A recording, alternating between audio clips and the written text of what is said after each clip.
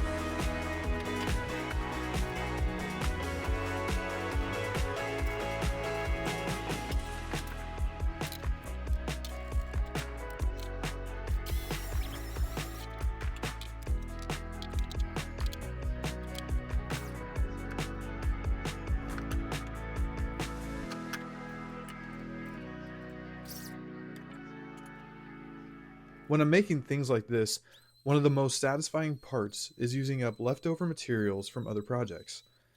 Not only does this aid in the cleaning and organizing of my space, but it's also the most cost-effective way to do it since I've already paid for all of it.